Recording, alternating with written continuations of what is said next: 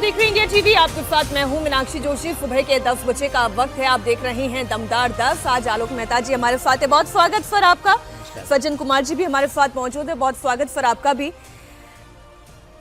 Monsoon session बस इसी सोमवार से शुरू होने जा रहा है और फिर डीलिमिटेशन बिल हो, प्रधानमंत्री नरेंद्र मोदी के बकेट में जितनी लंबी लिस्ट तैयार हुई हुई है, वो तमाम लिस्ट जो पिछली बार अटक गई थी, इस बार वो अटके ना, इसके लिए एक बड़ी तैयारी हो रही है, एक बड़ी प्लॉटिंग हो रही है, बड़ा गेम खेला जा रहा है, बड़ा मैनेजमेंट हो रहा है। प्रधानमंत्री नरेंद्र मोदी और गृह मंत्री अमित शाह संसद में एनडीए की ताकत बढ़ाने में जुटे हुए हैं। टीएमसी के 28 में से 20 सांसद पहले ही एनडीए के सपोर्ट में आ चुके हैं। उद्धव के 9 में से 6 सांसद शिवसेना यूबीडी छोड़कर शिंदे सेना में शामिल हो चुके हैं। और सूत्रों के हवाले से एक बड़ी खबर आपको देने जा रही हूं। बीजेपी महाराष्ट्र में शरद पवार की पार्टी के संपर्क में है। सूत्रों का कहना है कि जयंत पाटिल के जरिए शरद पवार की पार्टी से भी संपर्क साधा गया है। ये बातचीत आखिरी स्टेज पर है। शरद पवार की एनसीपी के सांसद और विधायक बीजेपी के साथ जाने के लिए तैयार हैं, लेकिन सिर्फ बीजेपी को शरद पवार के रुख पर भरोसा नहीं है। आखिरी वक्त में पवार क्या कर जाएंगे, इस बात पर भरोसा नहीं है। इसलिए बीजेपी हर एंगल पर विचार कर रही है। बिना पवार के भी एनसीपी के सपोर्ट की तैयारी है। सिर्फ एनसीपी शरद पवार ही नहीं, डीएमके के साथ भी बीजेपी की बातचीत पूरी हो चुकी है। देखिए बहुत ध्यान से आज का ये पूरा कार्यक्रम आप सुनिएगा। मामला केवल एनसीपी शरद पवार गुट का नहीं है। हमारे सूत्र ये दावा कर रहे हैं कि भारतीय जनता पार्टी स्टालिन के संपर्क में है। डीएमके के 22 सांसद एनडीए को सपोर्ट कर सकते हैं। यहां डील फाइनल हो सकती है। ये बहुत बड़ी जानकारी इस वक्त हम आपको दे रहे हैं। हमारे सहयोगी Devendra Parashar, India TV political editor, हमारे साथ लाइव जुड़ चुके हैं। देवेंद्र, चाहे शरद पवार गुट की बात की जाए, चाहे स्टालिन की बात की जाए, एक एक करके दोनों बिंदुओं पर हम चर्चा करते हैं। और सबसे पहले महाराष्ट्र में क्या हो रहा है, उस पर आपके इंफॉर्मेशन क्या है? जी, महाराष्ट्र में जयंत पाटिल जो कि शरद पवार के अभी आप कहें कि सबसे भरोसेमंद नेता हैं, उनके मार्फत ये बातचीत चल रही है। और सबसे पहले उनको बीजेपी के राष्ट्रीय महासचिव उनकी मुलाकात हुई थी विनोद तावड़े के साथ मुंबई में। वो एक होटल के भीतर तकरीबन 1 घंटे की वो मुलाकात हुई थी। सोर्सेज के द्वारा जो जानकारी मिली उसके हिसाब से 3 जुलाई को वो मुलाकात हो गई थी। हालांकि उसके बाद जब वो चीज़ सामने आई तो फिर चाहे सुप्रिया सुले हों या महाराष्ट्र के मुख्यमंत्री देवेंद्र फडणवीस, उन लोगों ने उन बात को खारिज किया था। लेकिन अंदर खाने वो बातचीत बहुत सीरियस लेवल पर चल रही है। और कहानी इस प्रकार की है कि जैसे 10 विधायक जो शरद पवार गुट के हैं अभी, उन 10 विधायकों में से भी अधिकांश का ये मानना है कि सत्ताधारी दल के साथ अगर वो गए तो जो डेवलपमेंट प्रोजेक्ट्स हैं या जो एडमिनिस्ट्रेटिव रीच आउट करने की जो बात होती है विधायकों की, वो उनका ज़्यादा इफेक्टिव हो जाएगा। और ऐसे में बेहतर है कि सत्ता के साथ रहें। सोर्सेज से हमें जानकारी मिल रही है कि जयंत पाटिल ने बाकी लोगों को पार्टी के भीतर इस बात की जानकारी भी दी है कि विधायकों का जो बहुमत है वो इस बात को मान रहा है। दूसरी तरफ सांसदों की बात करें तो 8 सांसद उनके पास लोकसभा में हैं और एक शरद पवार खुद राज्यसभा में हैं। जो दूसरी सीट है वो तो ऑलरेडी पार्थ पवार के पास है।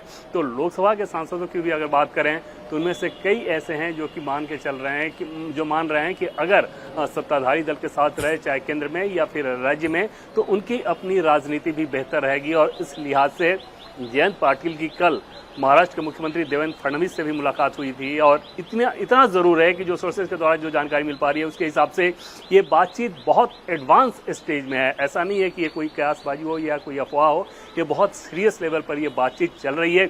एक चीज़ ज़रूर बीजेपी को ये चिंता हमेशा ही सताती है। और पहले अजीत पवार के केस में आपने देखा कि जब ये कहा गया कि शरद पवार की मर्जी से जो हुआ था सुबह सुबह शपथ ग्रहण वाला समारोह, अब बाद में शरद पवार पलट गए, तो उसमें शरद पवार के रुख को लेकर अभी भी बीजेपी के बड़े नेता एकदम से श्योर नहीं है कि शरद पवार का फाइनल स्टैंड क्या होगा।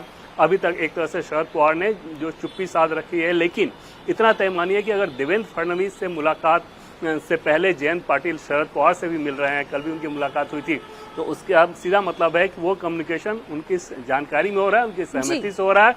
अब अपने फाइनल पत्ते वो किस रूप में खोलते हैं वो देखने वाली बात होगी। यहाँ पर एक चीज़ और है मीनाक्षी कि अगर सुप्रिया सुले को लेकर शरद पवार कुछ अलग स्टैंड रखते हैं, उस बात को लेकर सहमति नहीं बनती है। इसके बाद ये भी संभव है कि इसके बावजूद एनसीपी शरद पवार के गुट में एक बड़ी दो फाड़ हो जाए और एक बड़ा हिस्सा एनडीए के साथ आ जाए, जो कि आगे आने वाले दिनों में देखने को मिल सकता है। अब देखना सिर्फ ये है कि क्या ये सबके साथ होता है, मतलब ये कि सुप्रिया सुले के साथ होता है या सुप्रिया सुले के बिना होता है।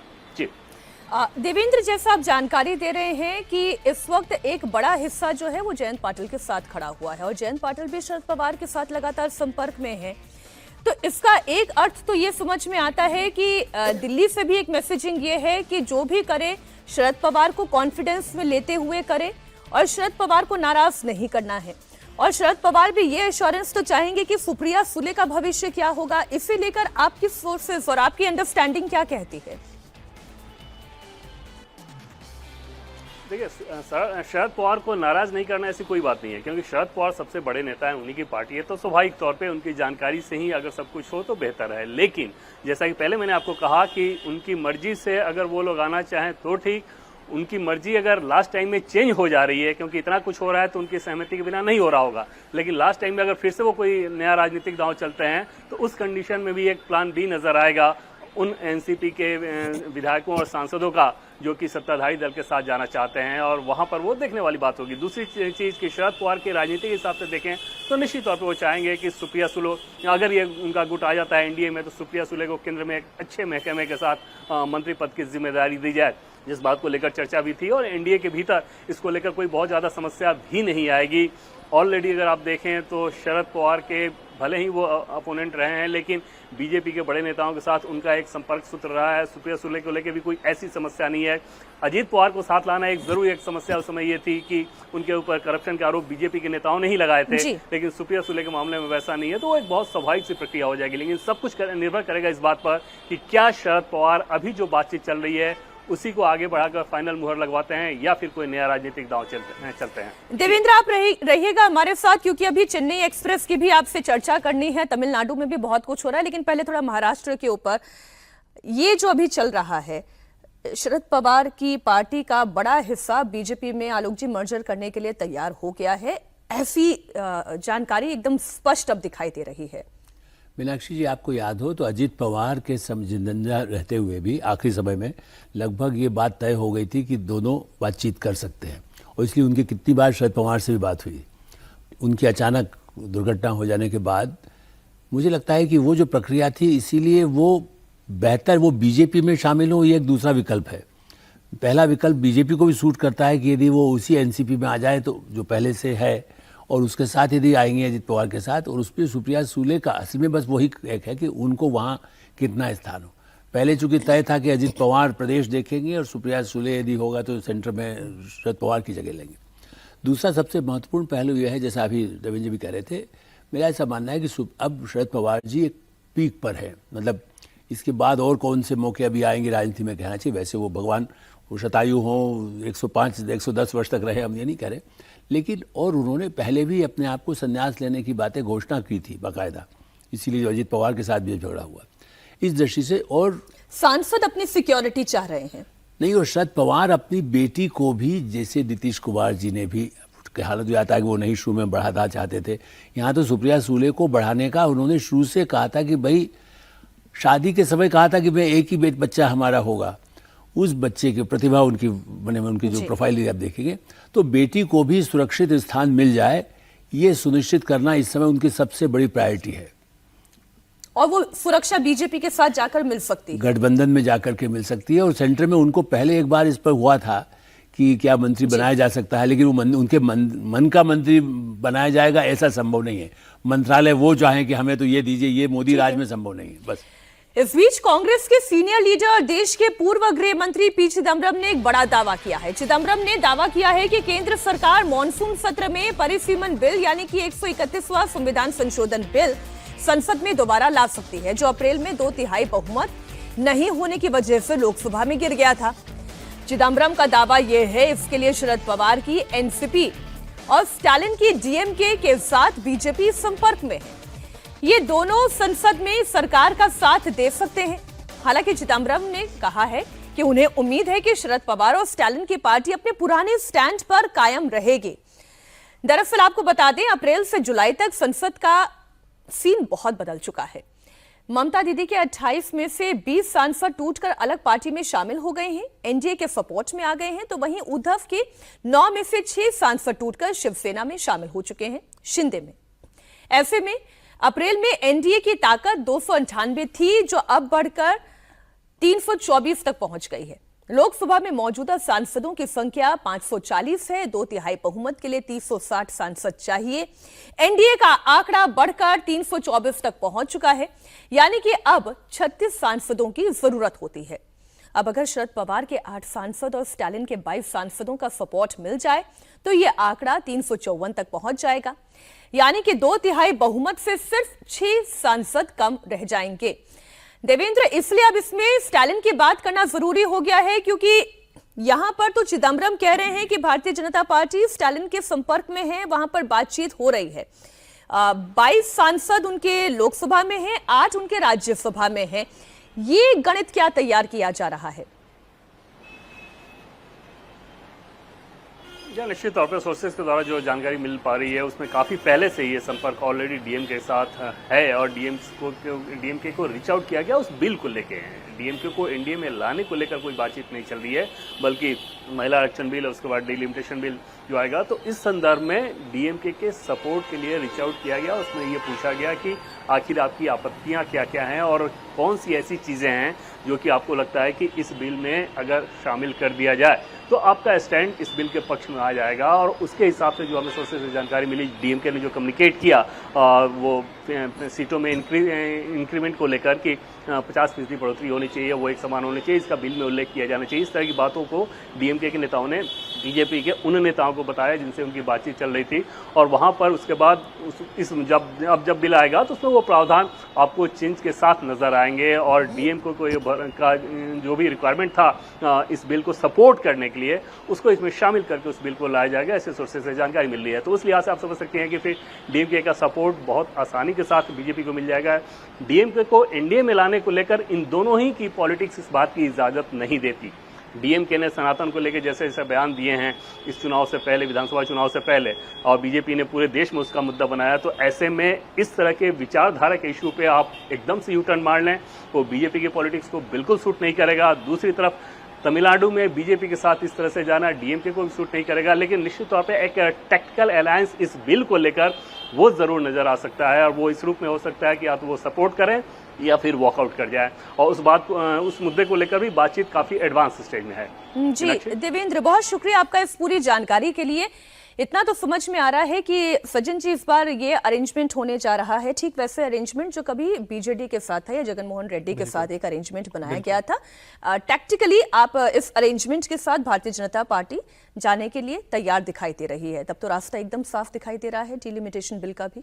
ऑलरेडी साफ है। देखिए, अगर यहाँ पे बात यह है कि 540 के 40 एमपी अगर मौजूद रहेंगे और पक्ष या विपक्ष में वोट करेंगे तब 360 की जरूरत पड़ेगी। टैक्टिकल का मतलब यह है उसमें बहुत सारे सांसद वॉकआउट कर जाएंगे, तो वैसे ही आपका जो रिक्वायरमेंट 2/3 का है वो घटता चला जाएगा। तो पहली बात तो यह है। दूसरा, देखिए तमिलनाडु में ऑलरेडी जो चिदम्बरम बयान देके घेरने की कोशिश कर रहे हैं डीएमके को, वहां पे अब असली जो तलखी है वो कांग्रेस बनाम डीएमके के, कि कांग्रेस ने विश्वासघात करके वो टीवी के विजय के साथ चले गए।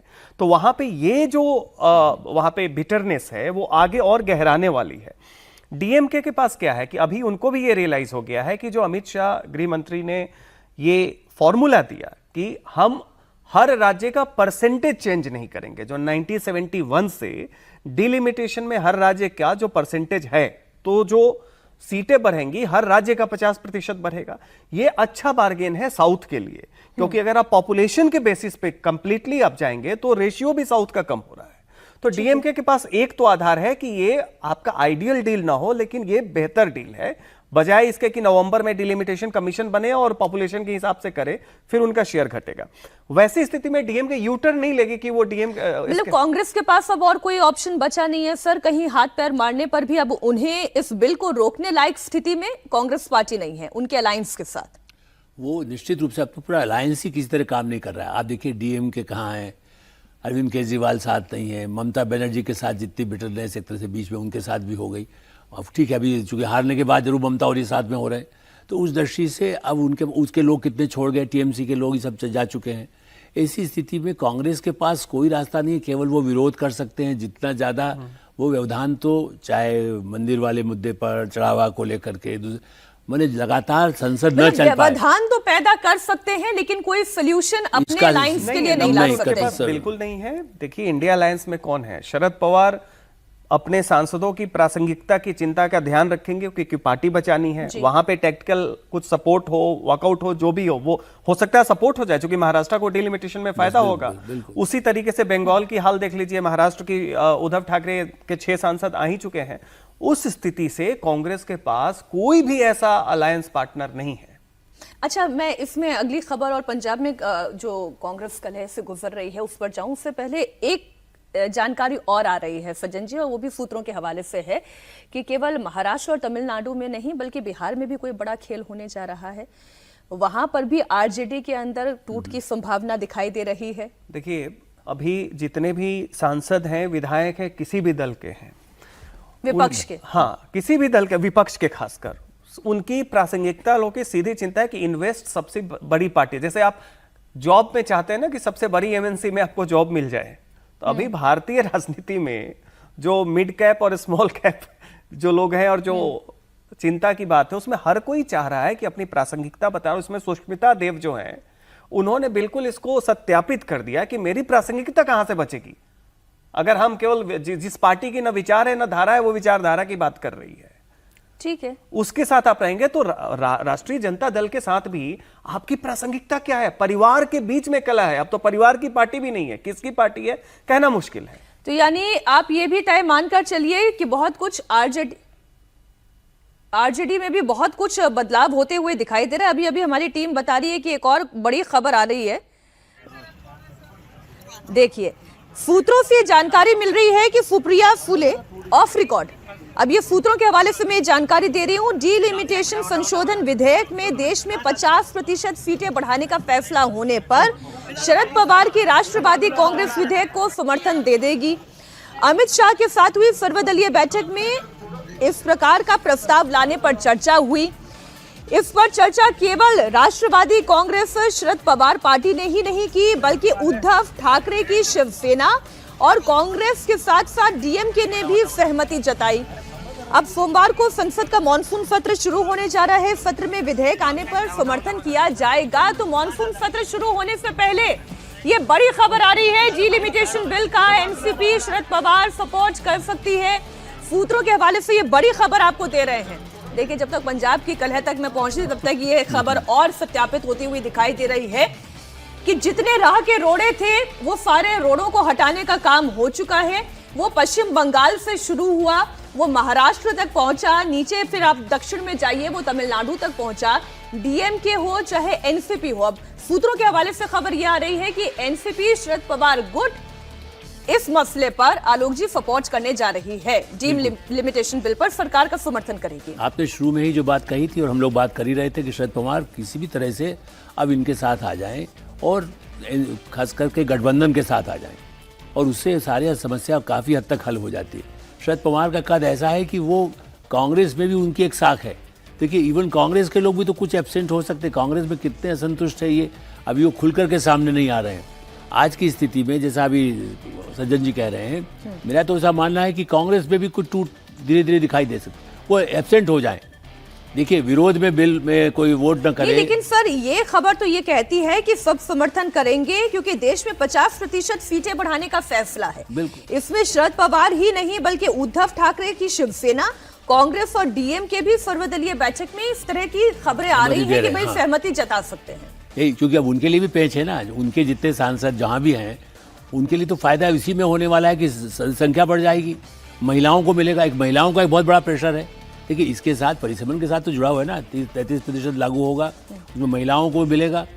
आपने देखा हो कल परसों प्रियंका चतुर्वेदी जो बिल्कुल ही बीजेपी का क्रिटिकल भी रहती हैं, लेकिन वो कुछ मामलों में बार बार ये करें महिलाओं के लिए सपोर्ट करिए, तो वो यही समझने वाली बात है। अमित शाह कैसे समझा पाए हैं इन दलों को, डीएमके को कैसे समझा पाए हैं, शरद पवार को कैसे समझा पाए हैं? देखिए, जब इसका विरोध हुआ था उस समय तो आपने केवल इसलिए विरोध किया कि सरकार के 2/3 के बहुमत को रोकना है। लेकिन अगर आप इसको हर राज्य की दृष्टि से देखें, 1971 के जनसंख्या के आधार पे हिंदी पट्टी के अलावे गुजरात और महाराष्ट्र को बहुत घाटा है। इनकी जनसंख्या बढ़ी ही है 71 के बाद, तो उस नाते इनके राज्य का प्रतिनिधित्व जो है, वजन वो बढ़ेगा। और आप देखिए, जिस दिन सेंट्रल विस्ता बना, लोकसभा में 888 कुर्सियां हैं, मतलब उसी दिन यह तय हो गया था कि परिसीमन होगा, और राज्यसभा में 384 कुर्सियां हैं बैठने के लिए, तो ये एक तय है। तो महाराष्ट्र और गुजरात के जो भी हो, उनको यह पता है कि सीटों की संख्या बढ़ेगी तो क्या पता हमारे लोगों को भी ज्यादा मौका मिले। हर कोई देखता है कि आगे नंबर ऑफ सीट्स बढ़ेंगी तो हमारा भी स्टेक हो सकता है बढ़ जाए। पहली बात तो यह है कि आपके दक्षिण को क्या है कि दक्षिण में देखिए, अभी तो वहां पे कांग्रेस के बीच में और डीएम के बीच में जो तलखी आई है, वो एक बहुत ही आसान कर दिया बीजेपी के प्रयास को। लेकिन साथ ही साथ पूरे साउथ का अगर आप जनसंख्या की दृष्टि से जाएं, तो अगर केवल 1 पर्सन 1 वोट के हिसाब से होगा तो तमिलनाडु को, केरला को और थोड़ा बहुत कर्नाटका को घाटा होगा। तमिलनाडु और केरला को सबसे ज्यादा घाटा है। वैसी स्थिति में अमित शाह ने एक सॉल्यूशन यह दिया कि आपका परसेंटेज कम नहीं होगा। तो ये उनके लिए एक डील है कि चलिए, जो वर्स्ट सिचुएशन उनके हिसाब से था, उससे काफी बेहतर उन्हें विकल्प मिल रहा है। और साथ ही साथ देखिए, बात यह है कि अब डीएमके के पास विकल्प क्या है। कांग्रेस को वो कह रहे हैं कि इन्होंने विश्वासघात किया, और इस बात को लगातार कह रहे हैं। कांग्रेस वाले उस पर थोड़ी सी नरमी दिखा रहे हैं कि किसी तरह से बात बनी रहे, लेकिन डीएमके नहीं मान रहा है। और यहां पे चाहे शरद पवार हो, चाहे उद्धव ठाकरे हो, उनके साथ चिंता यह है कि अगर आप, जिसमें आपके राज्य के प्रतिनिधित्व का भी हित है, उस पर सरकार के साथ नहीं आए तो वैसे ही आपकी प्रासंगिकता खत्म है। जो बचे खुचे लोग हैं शायद वो भी आपसे दूर हो जाएंगे। अंतर्राष्ट्रीय खबरों पर भी अब एक नजर आप डाल लें। ईरान और अमेरिका के बीच युद्ध भीषण होता जा रहा है। स्ट्रेट ऑफ हॉर्मुज पर फिर मिसाइल और ड्रोन कहर बरपा रहे हैं। कच्चे तेल की कीमत दुनिया भर में फिर से आग लगा रही है, लेकिन ना तो ट्रंप रुक रहे हैं और ना ही मुश्तबा खामेनेई थम रहे हैं। बड़ी खबर यह है कि अमेरिका ने ईरान पर लगातार चौथे दिन ताबड़तोड़ एयर स्ट्राइक की। अमेरिकी सेना ने ईरान पर 7 घंटे तक लगातार हमला किया। सिरिक, बुशहर, चाबहार, जास, कुनार का अबू मूसा समेत ईरान के कई शहर अमेरिकी हमले से दहल गए हैं। इस बीच ट्रंप ने धमकी दी है कि अगर ईरान नहीं माना तो अगले हफ्ते उसके पावर प्लांट और ब्रिज को उड़ा देंगे। ट्रंप ने कहा है कि अगर ईरान को अपनी बर्बादी रोकनी है तो वो समझौता कर ले।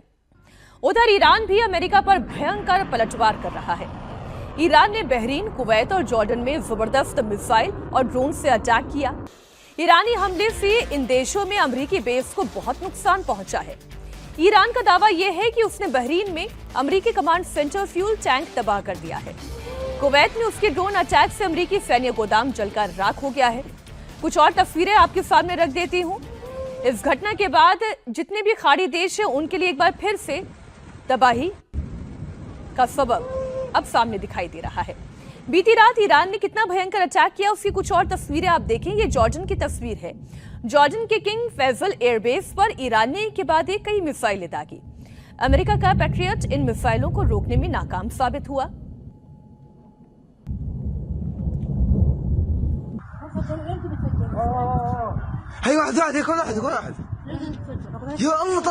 जॉर्डन के बाद अब एक तस्वीर आपको कुवैत की दिखा दूं। कुवैत के अमेरिकी बेस पर ईरान ने शाहिद ड्रोन से अटैक किया। इसकी भी तस्वीर आपके सामने है।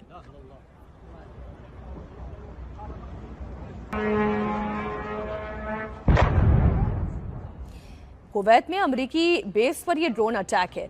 इधर बहरीन पर भी ईरान ने मिसाइल और ड्रोन दागे हैं।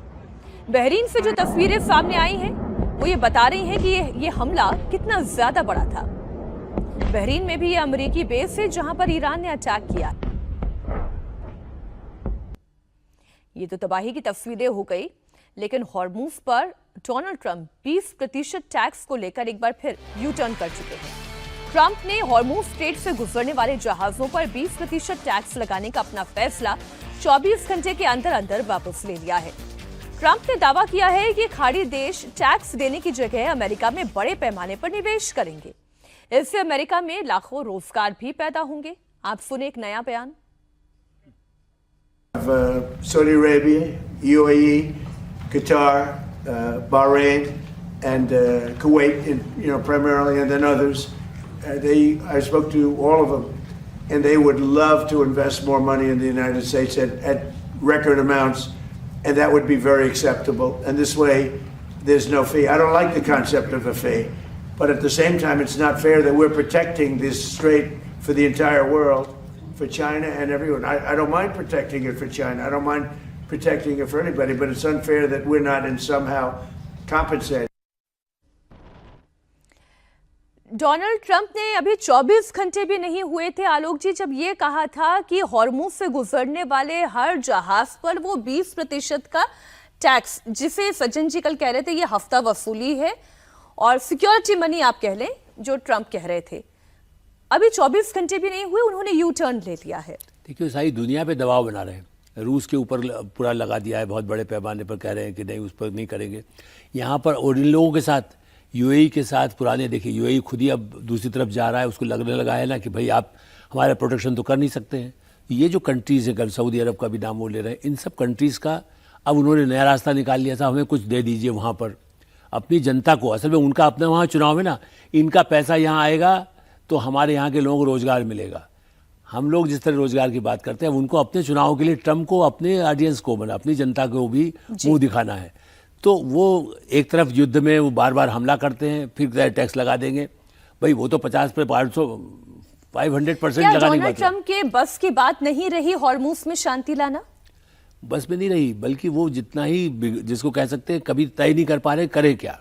वहाँ पर ईरान भी अपना असर्ट कर रहा है, जिस ढंग से असर्ट कर रहा है उसके बाद उसकी मुश्किल बढ़ती जा रही है। और इसलिए अब कम से कम वो ये तो मानते हैं कि ये कंट्रीज़ हमारा साथ देते रहें और दूसरे देश भी वहाँ से रास्ता निकल जाए। तो उन देशों को खुश करने भी उनकी एक मजबूरी अब हो गई है।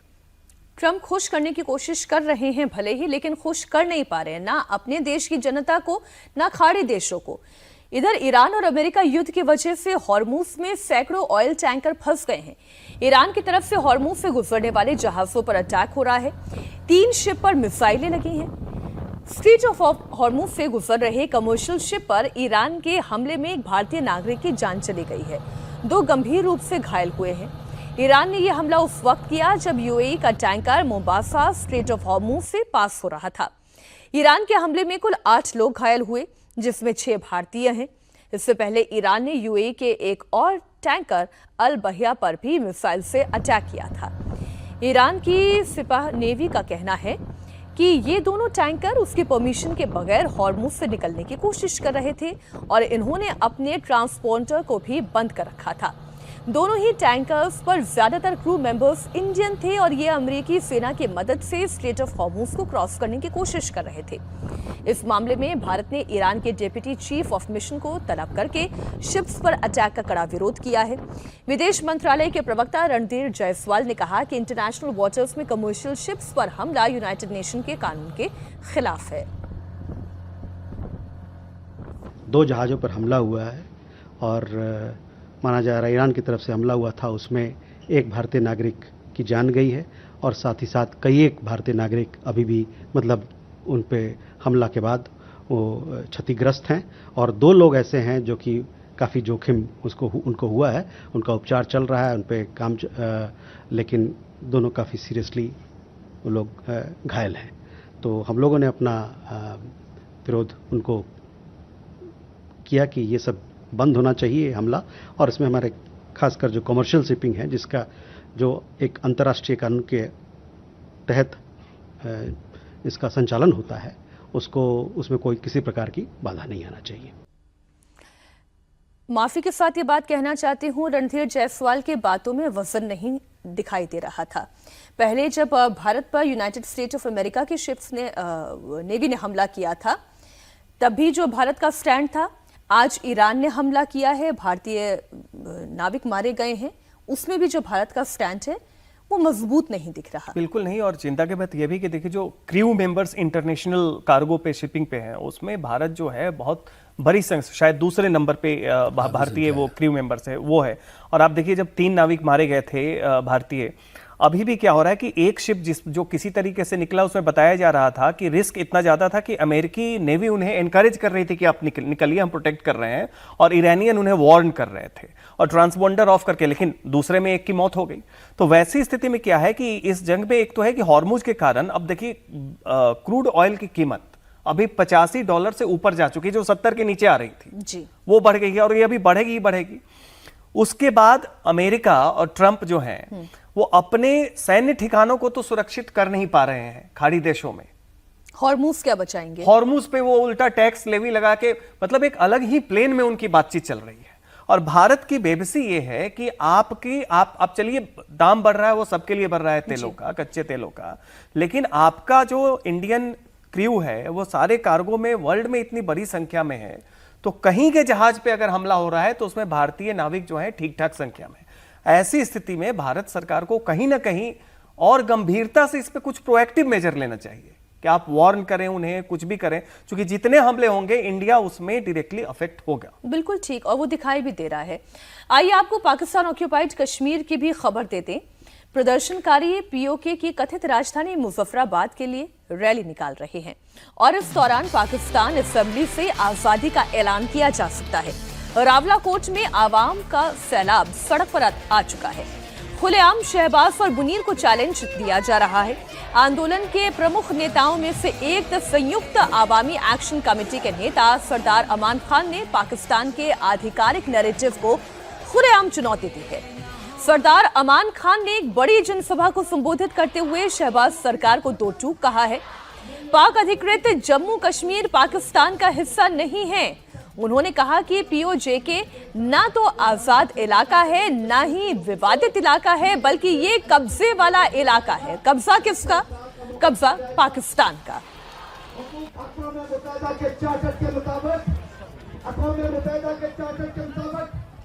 ये इस पर करारदादें मौजूद हैं और उन करारदादों की मौजूदगी में ये एक डिस्प्यूटेड टेरिटरी है, ये एक मुतनाज़ा इलाका है, लेकिन ये मुतनाज़ा नहीं है, ये मकबूजा इलाका है, ये मकबूजा इलाका है, इस पर कब्जा है, इस पर जबरी कब्जा है, ये एक मुतनाज़ा इलाका है।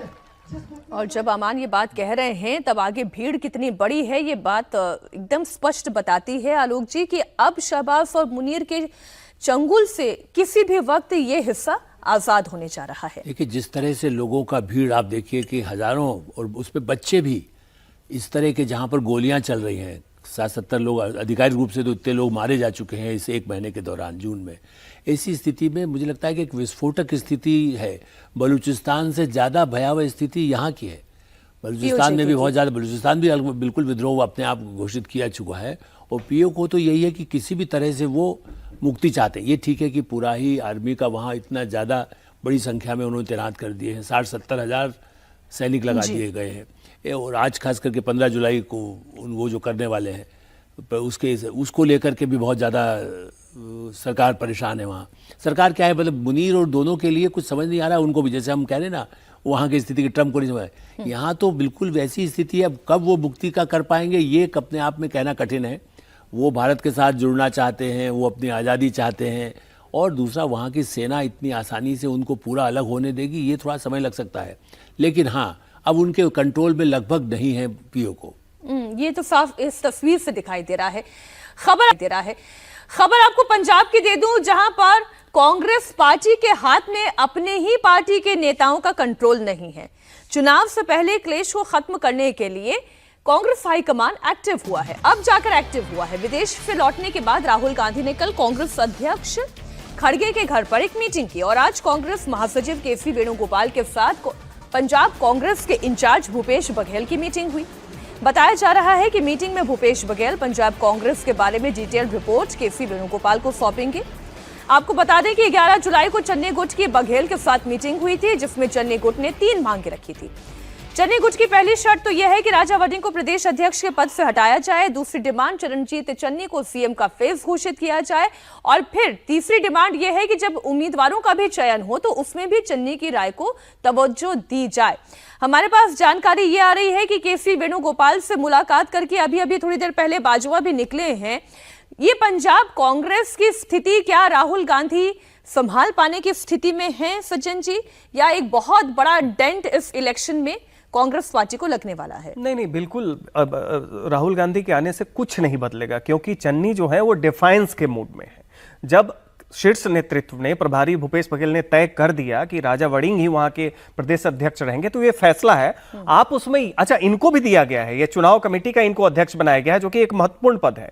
तो आप उसमें और डिमांड कर सकते थे, आप कह सकते थे कि भाई जब टिकट बटे तो हमारी भी उसमें कुछ भागीदारी है। आप सीधा कह रहे हैं, तो आप राजा वड़िंग को हटाने की बात नहीं, आप हाईकमांड को चुनौती दे रहे हैं कि आप अपना फैसला बदलिए। तो ये डिक्टेट करने की जो बात डिफाइंस है, ये राहुल गांधी के आने से बदलने वाली नहीं है। दूसरी बात देखिए, चुनाव में जो भी एंटी इनकम्बेंसी थी, उसके नाते अकाली की जो स्थिति खराब है, कांग्रेस को सबसे ज्यादा लाभ मिल सकता था। लेकिन इस तरीके से जो एक दूसरे को निपटाने की जो प्रक्रिया दिख रही है, इससे मामला और उलझेगा। चन्नी भारतीय जनता पार्टी में शामिल हो सकते हैं? देखिए, भारतीय जनता पार्टी में शामिल तो हो सकते हैं संभावना में, लेकिन इनके मुख्यमंत्री रहते हुए प्रधानमंत्री मोदी की सुरक्षा के साथ आधे घंटे, जब आपको याद होगा, वो उनको ट्रैफिक में फंसाए रखा गया विरोध में, वो एक प्रधानमंत्री के सुरक्षा के साथ एक ऐसे राज्य में जहां पे मिलिटेंसी का रिकॉर्ड है और उस समय ऐसी बातें आ रही थी, तो इनका वो जो फेलियर है उसमें बीजेपी काफी केयरफुल रहेगी। इनके आने से वो दलित ऑप्टिक्स है, दलित सीएम थे, दोनों सीट से हारे, दलितों का वोट कांग्रेस की तरफ नहीं खींच पाए, उस नाते ये बहुत कुछ ऐड करने की स्थिति, लेकिन कुछ चीजें आउटकम से ज्यादा ऑप्टिक्स की होती है, तो वैसी स्थिति में ये जा सकते हैं। लेकिन उसका बीजेपी को लाभ कितना होगा? हाँ, एक फेस लॉस जरूर कांग्रेस को हो जाएगा, भद पिटने वाली बात होगी, लेकिन राहुल गांधी के आने से मुझे नहीं लगता है कुछ बहुत ज्यादा सुधरेगी। स्थिति तो उत्तराखंड में भी कोई बहुत अच्छी नहीं है कांग्रेस पार्टी की। 2 दिन के बाद राहुल गांधी की उत्तराखंड की राजधानी देहरादून में एक रैली है और ये रैली परेड ग्राउंड में होनी थी, लेकिन उससे पहले जिला प्रशासन ने परेड ग्राउंड की परमिशन को रद्द कर दिया और बन्नू स्कूल ग्राउंड में रैली आयोजित करने की अनुमति दी, जिससे कांग्रेस भड़क गई। कांग्रेस कार्यकर्ताओं ने जबरदस्त हंगामा किया। देर रात कांग्रेस कार्यकर्ताओं और पुलिस के बीच में भिड़ंत भी हुई। बड़ी संख्या में कांग्रेस कार्यकर्ता सड़क जाम करके धरने पर बैठ गए। सरकार के खिलाफ नारेबाजी भी हुई। उनका कहना है कि राहुल गांधी की रैली से सरकार डर गई, इसलिए रैली को कैंसिल करवा रही है।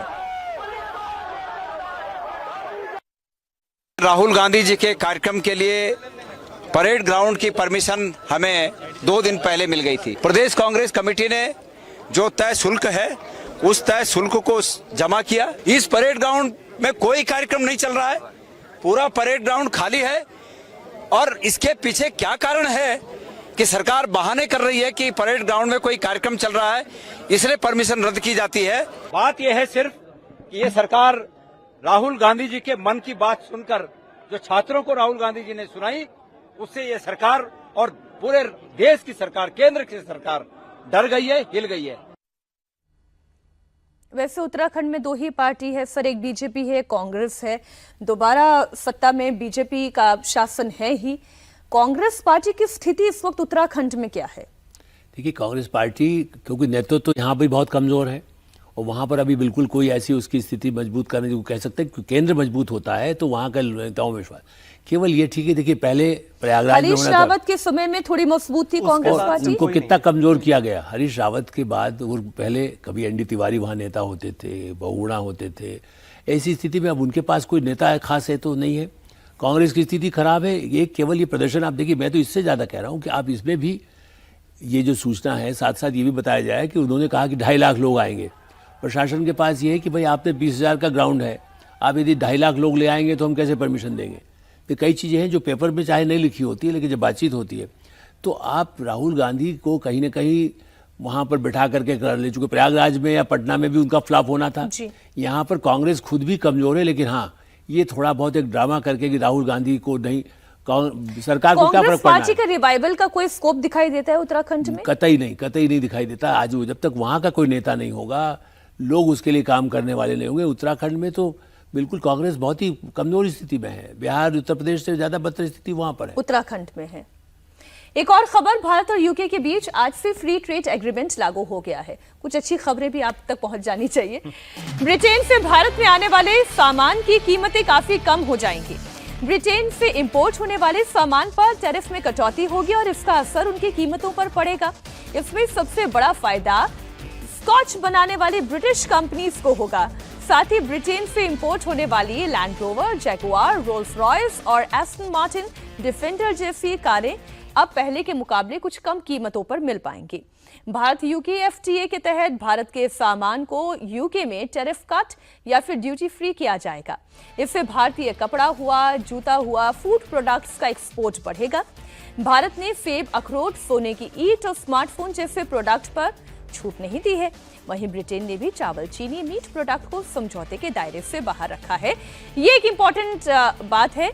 जो एक्चुअली में देखना है कि भारत और यूके के बीच में जो ये ट्रेड एग्रीमेंट है जो आज से लागू हो रहा है, इससे भारत कैसे और विकास की दिशा में आगे बढ़ेगा। जब से ये ट्रम्प ट्रैफिक का ये दौर शुरू हुआ तो हर किसी ने देखा कि अब जो बाइलेटरल फ्री ट्रेड है, बाइलेटरल ट्रेड हो, उसमें फ्री ट्रेड एग्रीमेंट हो, वो आपका एक विकल्प के तौर पे बेहतर भविष्य है आपके लिए।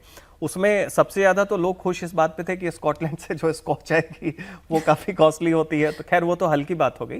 लेकिन उसके अलावा आप देखिए कि जितने भी वहाँ के प्रोडक्ट्स हैं, खासकर टेक्नोलॉजी से रिलेटेड, लग्जरी कार्स वगैरह हो गए, जो यहाँ पे एक मिडिल क्लास और जो अपर मिडिल क्लास है, जो माना जाता है कि भारत की 100 मिलियन पॉपुलेशन, जो 10 करोड़ की पॉपुलेशन वो है जो इन चीजों को पसंद करती है और चाहती भी है, तो उनको पर अभी अफोर्ड नहीं कर पा रही है, और चूंकि उस पर काफी ज्यादा ड्यूटी चार्जेस लग जाते हैं, तो उनको फायदा होगा।